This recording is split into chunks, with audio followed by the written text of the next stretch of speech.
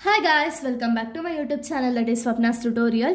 So ನೀವೇನ ನನ್ನ ಚಾನೆಲ್ಗೆ ಸಬ್ಸ್ಕ್ರೈಬ್ ಆಗಿಲ್ಲ ಅಂದರೆ ಪ್ಲೀಸ್ ಸಬ್ಸ್ಕ್ರೈಬ್ ಆಗಿ ವಿಡಿಯೋಸ್ನ ಲೈಕ್ ಮಾಡಿ ಶೇರ್ ಮಾಡಿ ಹಾಗೆ ಕಮೆಂಟ್ ಮಾಡಿ. ಸೊ ಇವತ್ತು ನಾನು ಮಾಡ್ತಿರೋ ಸಬ್ಜೆಕ್ಟ್ ಯಾವುದು ಅಂದರೆ ಫಸ್ಟ್ ಸೆಮ್ BComನ ಫಿನಾನ್ಷಿಯಲ್ ಅಕೌಂಟಿಂಗ್ ಅನ್ನೋ ಒಂದು ಸಬ್ಜೆಕ್ಟ್ನ ಎಕ್ಸ್ಪ್ಲೈನ್ ಮಾಡ್ತಿದ್ದೀನಿ. ಸೊ ಅದರಲ್ಲಿ fire insurance claim. So fire insurance claim ಇದು ಪ್ರತಿ BComಗಾಗಿರ್ಬೋದು ಅಥವಾ PUಗಾಗಿರ್ಬೋದು ಎಲ್ಲರಿಗೂ ಕೂಡ ಒಂದು ಫೈರ್ ಇನ್ಶೂರೆನ್ಸ್ ಕ್ಲೈಮ್ ಅನ್ನೋ ಒಂದು ಕಾನ್ಸೆಪ್ಟ್ ಇದ್ದೇ ಇದೆ. ಸೊ ಈ ಫೈರ್ ಇನ್ಶೂರೆನ್ಸ್ ಕ್ಲೈಮ್ ಅನ್ನೋ ಕಾನ್ಸೆಪ್ಟಲ್ಲಿ ನಾನು ಆಲ್ರೆಡಿ ಥಿಯರಿ ಪಾರ್ಟ್ನ ಅಪ್ಲೋಡ್ ಮಾಡಿದ್ದೀನಿ. ಸೊ ಈ ಒಂದು ವಿಡಿಯೋದಲ್ಲಿ ಫಸ್ಟ್ ಪ್ರಾಬ್ಲಮ್ನ ಎಕ್ಸ್ಪ್ಲೈನ್ ಮಾಡ್ತಿದ್ದೀನಿ, ಓಕೆನಾ. ಸೊ ಈ ಫಸ್ಟ್ ಪ್ರಾಬ್ಲಮಲ್ಲಿ ಯಾವ ರೀತಿ ಪ್ರಾಬ್ಲಮ್ನ ನಾನು ಎಕ್ಸ್ಪ್ಲೈನ್ ಮಾಡ್ತಿದ್ದೀನಿ ಅಂದರೆ, ಸೊ ಈ ಒಂದು ಪ್ರಾಬ್ಲಮಲ್ಲಿ ಸ್ಯಾಲ್ವೇಜ್ ಅನ್ನೋದಿರಲ್ಲ, ಓಕೆನಾ. ಸ್ಯಾಲ್ವೇಜ್ ಅನ್ನೋ ಕಾನ್ಸೆಪ್ಟ್ ಇರಲ್ಲ. ಫಸ್ಟ್ ಆಫ್ ಆಲ್ ಸ್ಯಾಲ್ವೇಜ್ ಅಂದರೆ ಏನು? ಸೊ ಸ್ಯಾಲ್ವೇಜ್ ಅಂದರೆ ಇವಾಗ ನಾವು ಓದ್ತಿರೋ ಕಾನ್ಸೆಪ್ಟ್ ಯಾವುದು ಅಂದರೆ ಫೈರ್ ಇನ್ಶೂರೆನ್ಸ್ ಕ್ಲೈಮ್ ಅಲ್ವಾ. ಸೊ ಫೈರ್ ಇನ್ಶೂರೆನ್ಸ್ ಕ್ಲೈಮಲ್ಲಿ ಇವಾಗ ಎಕ್ಸಾಂಪಲು ಇಷ್ಟು ಗೂಡ್ಸ್ ನಮ್ಮ ಹತ್ರ ಇದೆ ಅಂದ್ಕೊಳ್ಳಿ. ಈ ಗೂಡ್ಸಲ್ಲಿ ಇಷ್ಟು ಪಾರ್ಟ್ ಆಫ್ ಗೂಡ್ಸ್ ಏನಾಗಿದೆ ಅಂದರೆ ಫೈರಿಂದ ಲಾಸ್ ಆಗಿದೆ, ಓಕೆನಾ. ಸೊ ಲಾಸ್ ಆಗಿ ಇನ್ ರಿಮೈನಿಂಗ್ ಪಾರ್ಟ್ ಆಫ್ ಗೂಡ್ಸ್ ಅಂದರೆ ಇದು ಒಂದು ಚೂರು ಏನೋ ಡ್ಯಾಮೇಜ್ ಆಗಿರಲ್ಲ ನೋಡಿ, ಈ ಪಾರ್ಟ್ ಆಫ್ ಗೂಡ್ಸ್ನ ನಾವು ಸ್ಯಾಲ್ವೇಜ್ ಅಂತ ಹೇಳಿ ಕರಿತೀವಿ, ಓಕೆನಾ. ಸೊ ಈ ಫಸ್ಟ್ ಪ್ರಾಬ್ಲಮ್ ಯಾವ ರೀತಿ ಎಕ್ಸ್ಪ್ಲೈನ್ ಮಾಡ್ತಿರೋದು ಅಂದರೆ ಯಾವುದೇ ರೀತಿಯ ಸ್ಯಾಲ್ವೇಜ್ ಅನ್ನೋದಿರಲ್ಲ. ಅಂದರೆ ಕಂಪ್ಲೀಟ್ ಗೂಡ್ಸ್ ಫೈರಿಂದ ಲಾಸ್ ಆಗಿದೆ, ಅಂದರೆ ಕಂಪ್ಲೀಟ್ ಆಗಿ ಗೂಡ್ಸ್ ಅನ್ನೋದು ಫೈರಿಂದ ಸುಟ್ಟೋಗಿದೆ ಅಂತ ಗೂಡ್ಸ್ ಇದ್ರೆ, ಅಂದರೆ ಕಂಪ್ಲೀಟ್ ಎಂಟೈರ್ ಸ್ಟಾಕ್ ಏನಾದ್ರು ಫೈರಿಂದ ಡೆಸ್ಟ್ರಾಯ್ ಆಗಿದ್ರೆ ಯಾವ ರೀತಿ ನೀವು ಪ್ರಾಬ್ಲಮ್ನ ಸಾಲ್ವ್ ಮಾಡಬೇಕು ಅಂತ ಹೇಳಿ ಈ ಒಂದು ವಿಡಿಯೋದಲ್ಲಿ ಹೇಳ್ತಾ ಹೋಗ್ತೀನಿ, ಓಕೆನಾ. ವಿತೌಟ್ ಎನಿ ಸ್ಯಾಲ್ವೇಜ್ ಅನ್ನೋದಿರಲ್ಲ ಈ ಒಂದು ಪ್ರಾಬ್ಲಮಲ್ಲಿ. ಎಂಟೈರ್ ಗೂಡ್ಸು ಡೆಸ್ಟ್ರಾಯ್ ಆಗಿದೆ, ಓಕೆನಾ. ಈ ಒಂದು ಫಸ್ಟ್ ಪ್ರಾಬ್ಲಮ್ ಆ ಬೇಸಿಸ್ ಮೇಲೆ ಎಕ್ಸ್ಪ್ಲೈನ್ ಮಾಡ್ತಿದ್ದೀನಿ. ಸೊ ನೀವು ಫಸ್ಟ್ ಪ್ರಾಬ್ಲಮ್ನ ನಾವು ನೋಡೋದಾದ್ರೆ ನೋಡಿ, fire occurred in the business premises of a trader on 1/6/2014. The entire stock was destroyed. So ಇದೇ ನಿಮಗೆ ಮೇನ್ ಬೇಕಾಗಿರೋದು, ಎಂಟೈರ್ ಇದೆಯಾ ಅಥವಾ ಸ್ಯಾಲ್ವೇಜ್ ಇದೆಯಾ ಅಂತ ಹೇಳಿ ನೋಡಿಕೊಂಡು ನೀವು ಪ್ರಾಬ್ಲಮ್ ಅನ್ನೋದನ್ನ ಫಸ್ಟ್ ಆಫ್ ಆಲ್ ಸಾಲ್ವ್ ಮಾಡಬೇಕು, ಓಕೆನಾ. ಸೊ ಇಲ್ಲೇನು ಹೇಳ್ತಿರೋದು ಅಂದರೆ ಕಂಪನಿ ಏನು ಮಾಡ್ತಿದ್ದಾರೆ ಅಂದರೆ ಬಿಸ್ನೆಸ್ ಪ್ರಿಮಿಸಸ್ ಅಲ್ಲಿ 1/6/2014 ಏನಾಗುತ್ತೆ ಅಂದರೆ ಬಿಸ್ನೆಸ್ ಪ್ರಿಮಿಸಸ್ ಅಲ್ಲಿ ಫೈರ್ ಅನ್ನೋದು ಅಕ್ಕರ್ ಆಗುತ್ತೆ, ಓಕೆನಾ. ಈ ಫೈರ್ ಇಂದ ಏನಾಗುತ್ತೆ ಅಂದರೆ ಕಂಪನಿಲಿ ಇರುವಂಥ ಒಂದು ಕಂಪ್ಲೀಟ್ ಗೂಡ್ಸ್ ಏನಿದೆ ಅಥವಾ ಕಂಪ್ಲೀಟ್ ಸ್ಟಾಕ್ ಏನಿದೆ ಫೈರ್ ಇಂದ ಲಾಸ್ ಆಗುತ್ತೆ, ಓಕೆನಾ. So however the books of records were saved and the following information were given ಅಥವಾ ಒಪ್ಟಿಂಗ್ ಅಂದರೆ, ಸೊ ಇವಾಗ ಆಲ್ರೆಡಿ ಫೈರಿಂದ ಡ್ಯಾಮೇಜ್ ಆಗೋಗಿದೆ, ಎಂಟೈರ್ ಸ್ಟಾಕು ಡ್ಯಾಮೇಜ್ ಆಗೋಗಿದೆ. ಸೊ ಇಲ್ಲಿ ಕಂಪನಿ ಏನು ಮಾಡಿದ್ದಾರೆ ಅಂದರೆ ಬುಕ್ಸ್ ಆಫ್ ರೆಕಾರ್ಡ್ಸಲ್ಲಿ ಮೇಂಟೈನ್ ಮಾಡಿದ್ದಾರೆ. ಸೊ ಇದರಿಂದ ಇನ್ಫಾರ್ಮೇಷನ್ ಅನ್ನೋದನ್ನ ಕೊಟ್ಟಿದ್ದಾರೆ ಅಂತ ಹೇಳಿ ಹೇಳ್ತಿದ್ದಾರೆ, ಓಕೆನಾ. ಸೊ ಏನೇನು ಇನ್ಫಾರ್ಮೇಷನ್ ಕೊಟ್ಟಿದ್ದಾರೆ? Stock on 31/12/2012 35,000, stock on 31/12/2013 40,000, purchase for the year ending 31/12/2030 80,000, sales 31/12/2013 1 lakh, purchases from 1/1/2014 to 31/5/2014 37,000, sale 1/1/2014 to 31/5/2014 60,000, prepare the statement of fire claim to be presented to insurance company. ಅಂದರೆ so ಇಲ್ಲಿ ನಮ್ಗೆ ಏನೇನು details ಕೊಟ್ಟಿದ್ದಾರೆ ಅಂದರೆ first stock on 31/12/2012 ಕೊಟ್ಟಿದ್ದಾರೆ. ಇಲ್ಲಿ ಕಂಪನಿಗೆ fire ಅಕ್ಕರ್ ಆಗಿರೋದು ಯಾವಾಗ? 1/6/2014 ಅಲ್ವಾ. ಆದರೆ ನಮಗೇನು ಅಂದರೆ 12 ಅಂದರೆ 2012 ಇನ್ಫಾರ್ಮೇಷನ್ನ ಕೊಟ್ಟಿದ್ದಾರೆ, 2013 ಇನ್ಫಾರ್ಮೇಷನ್ನ ಕೊಟ್ಟಿದ್ದಾರೆ ಆ್ಯಂಡ್ 2014 ಇನ್ಫಾರ್ಮೇಷನ್ ಕೊಟ್ಟಿದ್ದಾರೆ, ಓಕೆನಾ. ಸೊ ಇಲ್ಲಿ ಟ್ರೇಡಿಂಗ್ ಅಕೌಂಟಲ್ಲಿ ಯಾವ ಇನ್ಫಾರ್ಮೇಷನ್ ತಗೋಬೇಕು, ಮೆಮೊರಾಂಡಮ್ ಅಕೌಂಟಲ್ಲಿ ಯಾವ ಇನ್ಫಾರ್ಮೇಷನ್ ತಗೋಬೇಕು ಅಂದರೆ, ಟ್ರೇಡಿಂಗ್ ಅಕೌಂಟಲ್ಲಿ ನಿಮಗೆ ಪ್ರೀವಿಯಸ್ ಇಯರ್ ಇನ್ಫಾರ್ಮೇಷನ್ ಕೊಟ್ಟಿದ್ರೆ ತಗೊಳ್ತೀರಾ. ಮೆಮೊರಾಂಡಮಲ್ಲಿ ಪ್ರೆಸೆಂಟ್ ಇಯರ್ ಅಂದರೆ ಇವಾಗ ಯಾವ ಇಯರಲ್ಲಿ ಒಂದು ಫೈರ್ ಅನ್ನೋದು ಅಕ್ಕರ್ ಆಗಿದೆ ಆ ಇನ್ಫಾರ್ಮೇಷನ್ನ ತಗೊಳ್ತೀರಾ, ಆಯಿತಾ, ಪ್ರೆಸೆಂಟ್ ಇಯರ್. ಸೊ ಇವಾಗ ನೋಡ್ಬೋದು 2012 ಇನ್ಫಾರ್ಮೇಷನ್ ಕೊಟ್ಟಿದ್ದಾರೆ. ಇದು ಪ್ರೀವಿಯಸ್ ಇಯರ್ ಇಲ್ಲ ಪ್ರೆಸೆಂಟ್ ಇಯರಾ? ಪ್ರೀವಿಯಸ್ ಇಯರ್ ಅಲ್ವಾ. ಸೊ ಪ್ರೀವಿಯಸ್ ಅಂದರೆ 2012. ಸೊ 2012 ನಮ್ಗೆ ಏನಾದರೂ ಈ ಒಂದು ಸ್ಟಾಕು ಕ್ಲೋಸಿಂಗ್ ಸ್ಟಾಕ್ ಆಗಿತ್ತು ಅಂದರೆ ಅದೇ ಸ್ಟಾಕು 2013 ಏನಾಗುತ್ತೆ, ಓಪನಿಂಗ್ ಸ್ಟಾಕ್ ಆಗುತ್ತಾನೆ. ಇವಾಗ ಅಕೌಂಟ್ಸ್ ಅನ್ನೋದು ನಾವು ಯಾವಾಗ ಕ್ಲೋಸ್ ಮಾಡ್ತೀವಿ ಅಂದರೆ ಪ್ರತಿಯೊಂದು ಕಂಪನಿಲೂ ಫಿನಾನ್ಷಿಯಲ್ ಇಯರ್ನ ಮೇಂಟೈನ್ ಮಾಡ್ತಾರೆ, ಇಲ್ಲ ಅಂದರೆ ಕ್ಯಾಲೆಂಡರ್ ಇಯರ್ನ ಮೇಂಟೈನ್ ಮಾಡ್ತಾರೆ ಅಲ್ವಾ. ಫಿನಾನ್ಷಿಯಲ್ ಇಯರ್ ಯಾವಾಗ ಸ್ಟಾರ್ಟ್ ಆಗುತ್ತೆ, 1/4/2000 something of every year 31st ಮಾರ್ಚ್ಗೆ ಎಂಡ್ ಆಗುತ್ತೆ. ಬಟ್ ಕ್ಯಾಲೆಂಡರ್ ಇಯರು 1/1ಗೆ ಸ್ಟಾರ್ಟ್ ಆಯಿತು ಅಂದರೆ 31st ಡಿಸೆಂಬರ್ಗೆ ಎಂಡ್ ಆಗುತ್ತೆ. ಓಕೆನಾ. ಸೊ ಇಲ್ಲಿ ಸ್ಟಾಕ್ ಆನ್ 2012 ಅಂದರೆ ಇದು ಕ್ಲೋಸಿಂಗ್ ಸ್ಟಾಕ್ ಅಲ್ವಾ. ಕ್ಲೋಸಿಂಗ್ ಸ್ಟಾಕ್ ಇರೋದು ನೆಕ್ಸ್ಟ್ ವರ್ಷ 1/1/2013 ಏನಾಗುತ್ತೆ, ಅದು ಓಪನಿಂಗ್ ಸ್ಟಾಕ್ ಆಗಿರುತ್ತಲ್ವಾ. ಓಪನಿಂಗ್ ಸ್ಟಾಕ್ ಆಗಿದ್ರು ಇದು ಪ್ರೀವಿಯಸ್ ಇಯರ್ ಇನ್ಫಾರ್ಮೇಶನ್ ಕೊಟ್ಟಿರೋ ರೀಸನ್ ಇಂದ ನಾವೇನು ಮಾಡಬೇಕು ಅಂದರೆ ಇದನ್ನ ನಾವು ಟ್ರೇಡಿಂಗ್ ಅಕೌಂಟಲ್ಲಿ ಕನ್ಸಿಡರ್ ಮಾಡಬೇಕು. ಓಕೆನಾ. ನೆಕ್ಸ್ಟು ಸ್ಟಾಕ್ ಆನ್ 31/12/2013 ಅಂದರೆ ಇದು ಕೂಡ ಇದು ಇವಾಗ ನೋಡಿ, ಈಗ 31/12/2012 ಒಂದು closing balance next year opening balance ಆಗುತ್ತೆ. ಇದು ಡೈರೆಕ್ಟಾಗಿ ಅವರೇ ಕೊಟ್ಟಿದ್ದಾರೆ. 31/12/2013 ಕ್ಲೋಸ್ ಆಗಿದೆ ಅಂದರೆ ಇದು ಓಪನಿಂಗ್ ಬ್ಯಾಲೆನ್ಸ್ ಅಂತ ಹೇಳಿ ಕನ್ಸಿಡರ್ ಮಾಡೋಣ ನಾವು. ನೆಕ್ಸ್ಟ್ ಇದನ್ನ ಕ್ಲೋಸಿಂಗ್ ಬ್ಯಾಲೆನ್ಸ್ ಅಂತ ಹೇಳಿ ಕನ್ಸಿಡರ್ ಮಾಡ್ತೀವಿ. ಓಕೆನಾ. ಇದು ಕೂಡ ಪ್ರೀವಿಯಸ್ ಇಯರ್ ಇನ್ಫಾರ್ಮೇಶನ್ ಕೊಟ್ಟಿರೋ ರೀಸನ್ ಇಂದ ಇದು ಕೂಡ ಟ್ರೇಡಿಂಗ್ ಅಕೌಂಟೇ ಆಗುತ್ತೆ.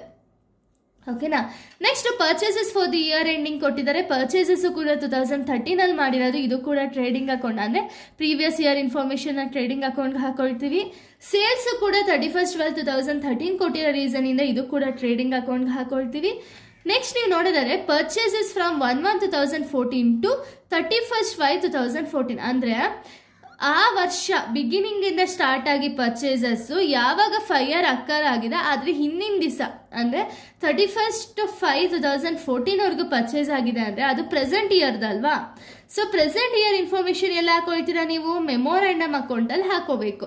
ಇವನ್ ಸೇಲ್ಸು ಕೂಡ ಅದೇ ರೀತಿ ಆಗಿರೋ ರೀಸನ್ ಇಂದ ಸೇಲ್ಸು ಕೂಡ ಮೆಮೊರಾಂಡಮ್ ಅಕೌಂಟ್ಗೆ ನೀವು ಹಾಕೋಬೇಕು. ಓಕೆನಾ. ಸೊ ಇಲ್ಲಿ ಏನು ಹೇಳಿರೋದು ಅಂದ್ರೆ ಫೈರ್ ಇನ್ಶೂರೆನ್ಸ್ ಕ್ಲೈಮ್ ಸ್ಟೇಟ್ಮೆಂಟ್ನ ಪ್ರಿಪೇರ್ ಮಾಡಿ ಅಂತ ಹೇಳಿರೋದು. ಓಕೆನಾ. ಸೊ ಇಲ್ಲಿ ಇನ್ನೊಂದ್ಸತಿ ಪ್ರಾಬ್ಲಮ್ನ ಎಕ್ಸ್ಪ್ಲೈನ್ ಮಾಡೋದಾದ್ರೆ ಕಂಪ್ಲೀಟ್ ಸ್ಟಾಕ್ ಬಂದ್ಬಿಟ್ಟು ಫೈರಲ್ಲಿ ಡ್ಯಾಮೇಜ್ ಆಗಿದೆ.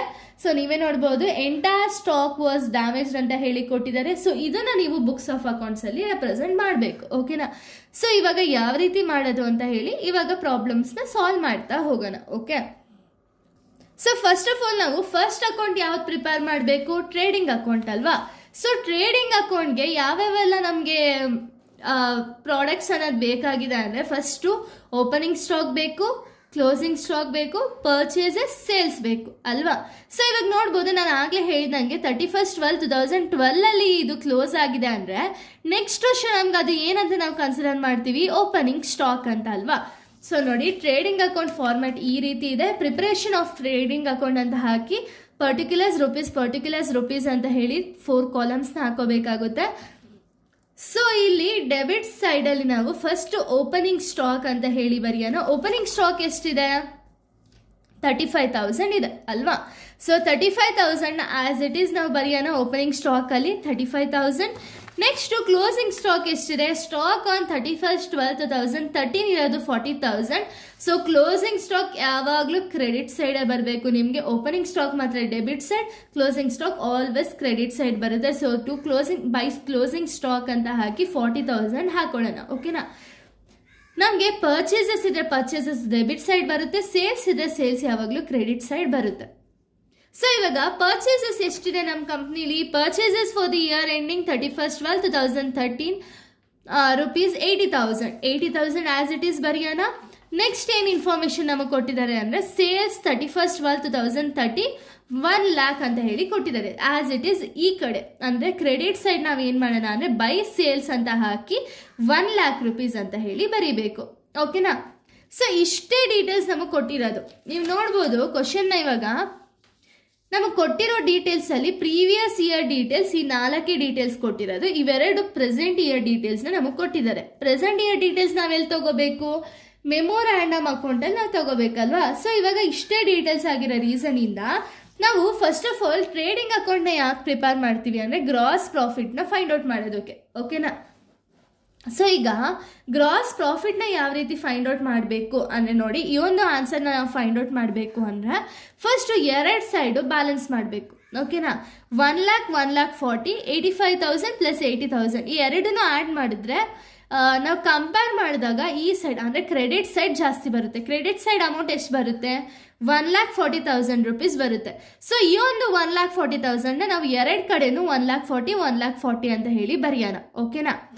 ಈ 1,40,000 35,000 ಮೈನಸ್ 80,000 1,40,000 ಏನು ಮಾಡಬೇಕು ಅಂದರೆ 35,000 ಡಿಡಕ್ಟ್ ಮಾಡಬೇಕಾಗುತ್ತೆ, 80,000 ಕೂಡ ಮೈನಸ್ ಮಾಡಬೇಕಾಗುತ್ತೆ. ಅವಾಗ ನಿಮಗೆ ಬರೋ ಆನ್ಸರ್ ಏನು ಅಂದರೆ to gross profit balancing figure ಅಂತ ಹಾಕಿ 25,000 ರೂಪೀಸ್ ನಿಮಗೆ ಗ್ರಾಸ್ ಪ್ರಾಫಿಟ್ ಅನ್ನೋದು ಸಿಗುತ್ತೆ. ಓಕೆನಾ. ಸೊ ಇಲ್ಲಿ ನಿಮಗೆ ಗ್ರಾಸ್ ಪ್ರಾಫಿಟ್ ಸಿಗೋದಕ್ಕಿಂತ ಗ್ರಾಸ್ ಪ್ರಾಫಿಟ್ ರೇಟ್ ಅಥವಾ ಗ್ರಾಸ್ ಪ್ರಾಫಿಟ್ ರೇಷಿಯೋ ಅನ್ನೋದು ನಿಮಗೆ ತುಂಬ ಮೇಯ್ನ್ ಆಗುತ್ತೆ. ಓಕೆನಾ. ಅಕಸ್ಮಾತ್ ನಿಮ್ಮ ಕ್ವಶನಲ್ಲಿ ಏನಾದ್ರು ಗ್ರಾಸ್ ಪ್ರಾಫಿಟ್ ರೇಟ್ ಕೊಟ್ಟಿದ್ರಿ ಅಂದರೆ ಅವಾಗ ಟ್ರೇಡಿಂಗ್ ಅಕೌಂಟ್ ಮಾಡೋ ಅವಶ್ಯಕತೆ ಇರಲ್ಲ. ಓಕೆನಾ. ಗ್ರಾಸ್ ಪ್ರಾಫಿಟ್ ಆನ್ಸರ್ ಅವರೇ ಕೊಟ್ಬಿಟ್ಟಿದ್ರೆ ಟ್ರೇಡಿಂಗ್ ಅಕೌಂಟ್ ಮಾಡೋ ಅವಶ್ಯಕತೆ ಇಲ್ಲ. ಇಲ್ಲಿ ಗ್ರಾಸ್ ಪ್ರಾಫಿಟ್ ರೇಟ್ ಕೊಟ್ಟಿಲ್ಲ. ಸೊ ಅದಕ್ಕೆ ಗ್ರಾಸ್ ಪ್ರಾಫಿಟ್ ರೇಟ್ ಫಾರ್ಮುಲಾ ಏನು ಅಂದರೆ gross profit divided by sales into 100 ಮಾಡಿದ್ರೆ ನಿಮಗೆ ಗ್ರಾಸ್ ಪ್ರಾಫಿಟ್ ರೇಟ್ ಎಷ್ಟು ಅಂತ ಹೇಳಿ ಸಿಗುತ್ತೆ. ಓಕೆನಾ. ಸೊ ಇವಾಗ ಗ್ರಾಸ್ ಪ್ರಾಫಿಟ್ ನಿಮ್ಗೆ ಎಷ್ಟು ಬಂದಿದೆ? 25,000 ಡಿವೈಡೆಡ್ ಬೈ ಸೇಲ್ಸ್ ಎಷ್ಟಿದೆ? ಸೇಲ್ಸ್ ನೀವೇ ನೋಡ್ಬೋದು 1 lakh ಇಂಟು 100 ಮಾಡಿದ್ರೆ ಗ್ರಾಸ್ ಪ್ರಾಫಿಟ್ ರೇಟ್ ಬಂದ್ಬಿಟ್ಟು 25% ಸಿಗುತ್ತೆ. ಓಕೆನಾ. ಸೊ ಇದಾದ್ಮೇಲೆ ನಮಗೆ ನೆಕ್ಸ್ಟ್ ಸ್ಟೆಪ್ ಬರೋದು ಏನು ಅಂದರೆ preparation of memorandum trading account. So memorandum trading ಅಕೌಂಟ್ನ ನೀವು ಪ್ರಿಪೇರ್ ಮಾಡಬೇಕಾಗುತ್ತೆ. ಸೊ ಮೆಮೊರಾಂಡಮ್ ಟ್ರೇಡಿಂಗ್ ಅಕೌಂಟ್ಗೆ ಡೀಟೇಲ್ಸ್ ಏನೇನು ಬೇಕು ಅಂದರೆ opening stock, closing stock compulsory ಇರಬೇಕು. ಸೊ ಇಲ್ಲಿ ನೀವು ನೋಡೋದಾದರೆ ಸೊ ನೋಡಿ ಇಲ್ಲಿ ಕ್ವಶನ್ನೇ ತೋರಿಸ್ತೀನಿ ನಿಮ್ಗೇನು ಅಂದರೆ ಕ್ವಶನಲ್ಲಿ ನೀವು ನೋಡೋದಾದರೆ 2013 ಕ್ಲೋಸ್ ಆಗಿರೋ ಅಕೌಂಟ್ ಅಂದರೆ ಇವಾಗ ನಾವು 2013 40,000 ರೂಪೀಸ್ ಕ್ಲೋಸಿಂಗ್ ಸ್ಟಾಕ್ ಅಂತ ಹೇಳಿ ಟ್ರೇಡಿಂಗ್ ಅಕೌಂಟಲ್ಲಿ ಹಾಕಿದ್ದೀವಲ್ಲ, ಈ ಕ್ಲೋಸಿಂಗ್ ಸ್ಟಾಕು 2014 ಏನಾಗುತ್ತೆ ಅಂದರೆ ಓಪನಿಂಗ್ ಸ್ಟಾಕ್ ಆಗುತ್ತೆ. ಸೊ ಅದಕ್ಕೆ ಟು ಓಪನಿಂಗ್ ಸ್ಟಾಕ್ ಅಂತ ಹಾಕಿ 40,000 ಹಾಕೋಣ.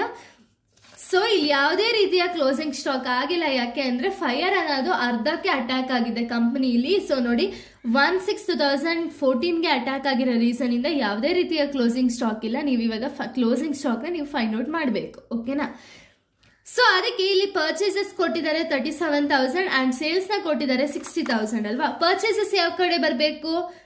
ಡೆಬಿಟ್ ಸೈಡ್ ಬರಬೇಕು. To purchases 37,000 by sales 60,000 rupees ಅಂತ ಹೇಳಿ ಬರೀತೀರ. ಓಕೆನಾ. ಈಗ ನಾವು gross profit already find out ಮಾಡಿದ್ದೀವಿ ಅಲ್ವಾ. ಸೊ ಟು ಗ್ರಾಸ್ ಪ್ರಾಫಿಟ್ ಎಷ್ಟು ಪರ್ಸೆಂಟ್ ಗ್ರಾಸ್ ಪ್ರಾಫಿಟ್ ರೇಟ್ ಇದೆ ಅಂದರೆ 25% ಇದೆ ಅಲ್ವಾ. ಈ 25%ನ ನಾವು ಸೇಲ್ಸಲ್ಲಿ ಇಂಟು ಮಾಡಬೇಕು. ಅಂದರೆ ನಮ್ಗೆ ಎಷ್ಟು ಪ್ರಾಫಿಟ್ ಬಂದಿದೆ ಅನ್ನೋದನ್ನ ನಾವು ಯಾವ ಬೇಸಿಸ್ ಮೇಲೆ ನೋಡ್ತೀವಿ? ಸೇಲ್ಸ್ ಮೇಲೆ ಅಲ್ವಾ. ಸೊ ಅದಕ್ಕೆ ಸೇಲ್ಸ್ ಅಮೌಂಟ್ ಎಷ್ಟಿದೆ? 60,000 ಇಂಟು 25% ಮಾಡಿದಾಗ ನಿಮಗೆ 15,000 ರೂಪೀಸ್ ಆನ್ಸರ್ ಬರುತ್ತೆ. ಸೊ ಇವಾಗ ಎರಡು ಕಡೆನೂ ಇವಾಗ ನಮಗೆ ಕ್ಲೋಸಿಂಗ್ ಸ್ಟಾಕ್ ಫೈಂಡ್ ಔಟ್ ಮಾಡಬೇಕು ಅನ್ನೋ ರೀಸನ್ಗೆ ಈ ಅಕೌಂಟ್ನ ಮಾಡ್ತಿರೋ ರೀಸನಿಂದ ಕ್ಲೋಸಿಂಗ್ ಸ್ಟಾಕ್ ಇಲ್ಲಿ ಬರೆಯೋದು ಬೇಡ. ಸೊ ಇಷ್ಟನ್ನ ಆ್ಯಡ್ ಮಾಡಿದಾಗ ನಮಗೆ ಡೆಬಿಟ್ ಸೈಡ್ ಗ್ರೇಟರ್ ಅಮೌಂಟ್ ಬರುತ್ತೆ. ಡೆಬಿಟ್ ಸೈಡ್ ಅಮೌಂಟ್ ಎಷ್ಟು ಅಂದರೆ 92,000 ಅಂತ ಎರಡು ಸೈಡು ಹಾಕಿ 92,000 60,000 ಮೈನಸ್ ಮಾಡಿದಾಗ ನಮಗೆ ಸಿಗೋ ಅಮೌಂಟ್ ಯಾವುದು ಅಂದರೆ ಕ್ಲೋಸಿಂಗ್ ಸ್ಟಾಕ್. ಸೊ ಈಗ ಕ್ಲೋಸಿಂಗ್ ಸ್ಟಾಕ್ ಎಷ್ಟಿದೆ? 32,000 ರೂಪೀಸ್ ಕ್ಲೋಸಿಂಗ್ ಸ್ಟಾಕ್ ಅನ್ನೋದಿದೆ ಅಲ್ವಾ. ಇದು 2 ಸ್ಟೆಪ್ಸ್. ಓಕೆನಾ. ಫಸ್ಟ್ ಸ್ಟೆಪ್ಪಲ್ಲಿ ನೀವೇನು ಮಾಡ್ತೀರಾ? ಗ್ರಾಸ್ ಪ್ರಾಫಿಟ್ನ ಫೈಂಡ್ ಔಟ್ ಮಾಡಬೇಕಾಗುತ್ತೆ. ಸೆಕೆಂಡ್ ಸ್ಟೆಪ್ಪಲ್ಲಿ ಕ್ಲೋಸಿಂಗ್ ಸ್ಟಾಕ್ನ ಫೈಂಡ್ ಔಟ್ ಮಾಡ್ತೀರಾ. ಇನ್ನು ಲಾಸ್ಟ್ ಸ್ಟೆಪ್ಪಲ್ಲಿ ಏನು ಮಾಡ್ತೀರಾ ಅಂದರೆ ಎಷ್ಟು ಅಮೌಂಟ್ ಕ್ಲೈಮ್ ಆಗಬೇಕು ಅನ್ನೋದನ್ನ ಲಾಸ್ಟ್ ಸ್ಟೆಪ್ಪಲ್ಲಿ ಫೈಂಡ್ ಔಟ್ ಮಾಡ್ತೀರಾ. ಓಕೆನಾ. ಸೊ ಇವಾಗ ನಮಗೆ ಕ್ಲೋಸಿಂಗ್ ಸ್ಟಾಕ್ ಎಷ್ಟು ಸಿಕ್ಕಿದೆ? 32,000 ಅಲ್ವಾ. ಇವಾಗ ಥರ್ಡ್ ಸ್ಟೆಪ್ ಮಾಡೋಣ. ಓಕೆ. ಸೊ ನೋಡಿ ಇದು ಫೈನಲ್ ಸ್ಟೆಪ್ ಬಂದ್ಬಿಟ್ಟು ಸ್ಟೇಟ್ಮೆಂಟ್ ಆಫ್ ಫೈರ್ ಕ್ಲೇಮ್ ಅಂತ ಹೇಳಿ. ಸೊ ಪರ್ಟಿಕ್ಯುಲರ್ಸ್ ರೂಪೀಸ್ ಅಂತ ಹೇಳಿ ಇಲ್ಲಿ ಬರೀ 2 ಕಾಲಮ್ಸ್ ಬರುತ್ತೆ. ಪರ್ಟಿಕ್ಯುಲರ್ಸ್ ಅಲ್ಲಿ closing stock on the date of fire ಅಂದರೆ ಮೆಮೊರಾಂಡಮ್ ಅಲ್ಲಿ ಕ್ಲೋಸಿಂಗ್ ಸ್ಟಾಕ್ ಎಷ್ಟಿತ್ತು? 32,000 ರೂಪೀಸ್ ಇತ್ತು. ಆಸ್ ಇಟ್ ಈಸ್ 32,000 ಅಂತ ಹಾಕೊಳ್ಳೋಣ. Next minus value of stock ಅಥವಾ ಸ್ಯಾಲ್ವೇಜ್. ನಾನು ಆಗಲೇ ಹೇಳಿದೆ ಅಕಸ್ಮಾತ್ ಏನಾದ್ರು ಸ್ಯಾಲ್ವೇಜ್ ಅಂತ ಕೊಟ್ಟಿದ್ರೆ ಅದನ್ನ ಈ ಒಂದು ಸ್ಟೆಪ್ಪಲ್ಲಿ ಡಿಡಕ್ಟ್ ಮಾಡ್ತೀರಾ. ಬಟ್ ನಮ್ಮ ಒಂದು ಕ್ವಶನ್ ನಾವು ನೋಡಿದಾಗ ಎಲ್ಲೂ ಕೂಡ ಸ್ಯಾಲ್ವೇಜ್ ಅನ್ನೋ ವರ್ಡೇ ಇಲ್ಲ. ಓಕೆನಾ. ಸೊ ಅದಕ್ಕೆ ಸ್ಯಾಲ್ವೇಜ್ ಏನು ಹಾಕೋಬೇಕು? ನೀವಾಗ ನಿಲ್ ಅಂತ ಹೇಳಿ ಕನ್ಸಿಡರ್ ಮಾಡ್ತೀರಾ. ಅಮೌಂಟ್ ಎಷ್ಟಾಗುತ್ತೆ ಅಂದರೆ 32,000 ರೂಪೀಸೇ ಆಗುತ್ತೆ. ಇವಾಗ ಎಷ್ಟು ಕ್ಲೈಮ್ ಮಾಡಬೇಕು ಅಂದರೆ ಎಂಟೈರ್ ಸ್ಟಾಕ್ ಡೆಸ್ಟ್ರಾಯ್ ಆಗಿರೋ ರೀಸನಿಂದ ನಾವು ಕ್ಲೈಮ್ ಮಾಡಬೇಕಾಗಿರೋ ಅಮೌಂಟ್ ಎಷ್ಟು ಅಂದರೆ 32,000 ರೂಪೀಸ್ ನಾವು ಕ್ಲೈಮ್ ಮಾಡಬೇಕಾಗುತ್ತೆ. ಓಕೆನಾ, ಇದು ಫಸ್ಟ್ ಪ್ರಾಬ್ಲಮ್ ಆಗಿದೆ. ನೆಕ್ಸ್ಟ್ ಪ್ರಾಬ್ಲಮಲ್ಲಿ ನಾನು ಸ್ಯಾಲ್ವೇಜ್ ಇದ್ದರೆ ಯಾವ ರೀತಿ ಪ್ರಾಬ್ಲಮ್ನ ಸಾಲ್ವ್ ಮಾಡಬೇಕು ಅಂತ ಹೇಳ್ತಾ ಹೋಗ್ತೀನಿ. So thank you guys, thanks for watching.